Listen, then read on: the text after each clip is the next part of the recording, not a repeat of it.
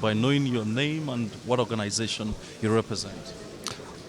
I'm Peter Sands, and I'm the Executive Director of the Global Fund to Fight AIDS, Tuberculosis and Malaria.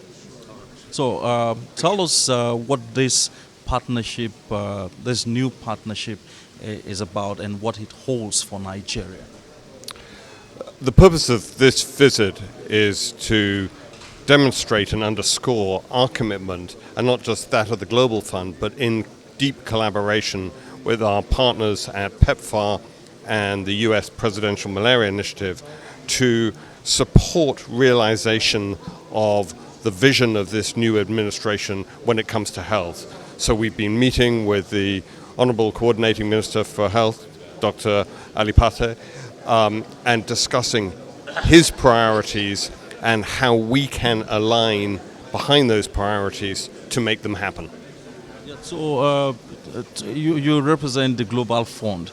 Tell us about the funding, the partnership in the area of funding. What, financial commitment?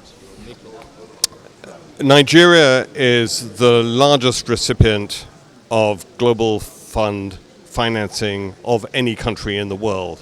And we are in the process of designing programs and committing about $1 billion that will be provided by the Global Fund to Nigeria over the next 3 years. These programs include HIV programs working in partnership with PEPFAR, malaria programs working in coordination with the Presidential Malaria Initiative, and of course with the government itself, and also TB programs, where Nigeria is the country with the biggest TB burden in Africa. But also we are investing heavily in the key components of the health system, whether it's community health workers, disease surveillance systems, laboratories, or the provision of medical oxygen. So the scale and breadth of the Global Fund's investments in Nigeria provide critical support to delivery of the Minister's priorities. Thank you very much, sir. Yes, Minister.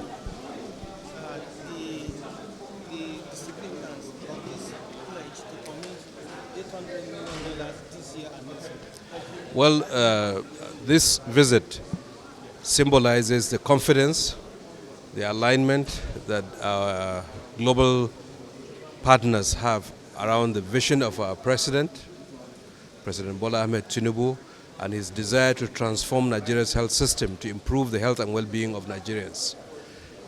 The two visitors, three of them, have now committed almost $2 billion in grant financing for health of Nigerians over the next 3 years. That's a remarkable commitment, which shows they are confident on the vision of our president and the approach that we have now taken to deliver on that, along with state governments and local governments. And all Nigerians will need to put hands together so that we move the health sector forward as a basis for transforming our population to be very productive and to achieve the prosperity that is certainly in our future. It's not easy, but I think we appreciate the visit from these visitors that have come to see us and see His Excellency the Vice President on behalf of the President of the Republic. The second thing that we discussed with them is training of frontline health workers. We're developing a program with them to retrain 120,000 frontline health workers in Nigeria, in all the states, over the next 12 to 18 months.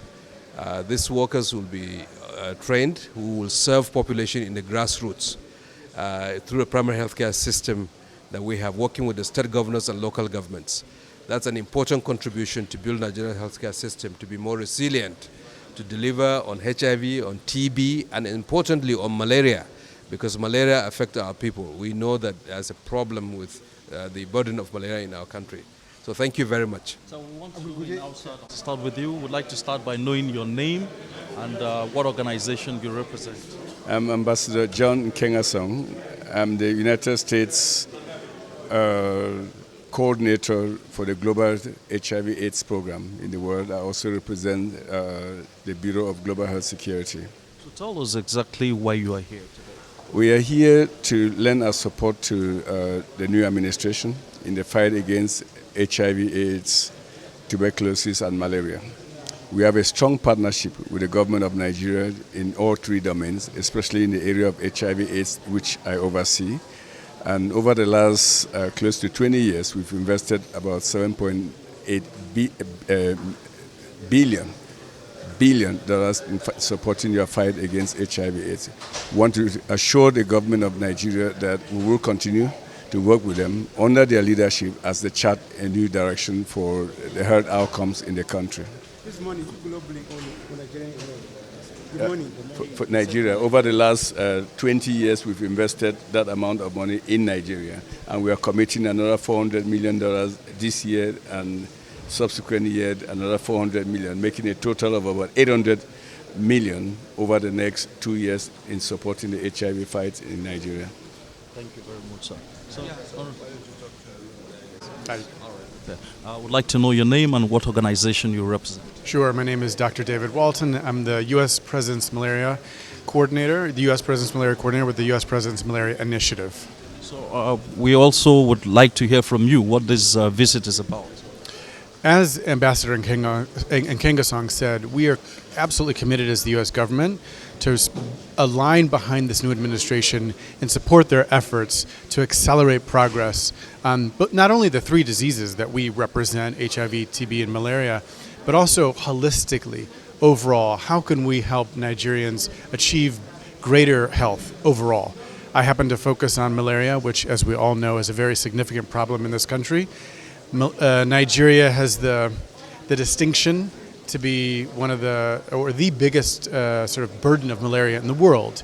And so what that represents for us is such an incredible opportunity to help align behind this new administration to really accelerate the progress that has been made over time, which has been significant, but really clearly significant opportunities that we still have to collaborate and to move forward. In terms of malaria particularly, what is the U.S. government bringing on board in that regard? So we've been involved in Nigeria from the U.S. government perspective in the U.S. President's Malaria Initiative almost since the beginning of the U.S. President's Malaria Initiative that was founded by George W. Bush. And we've contributed almost $1 billion over that time.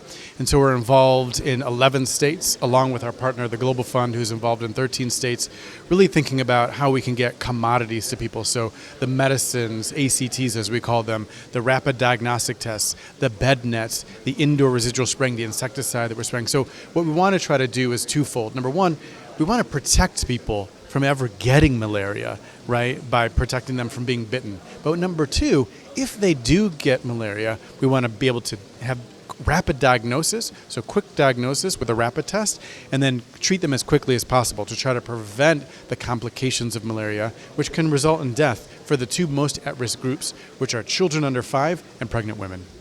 Thank you very much.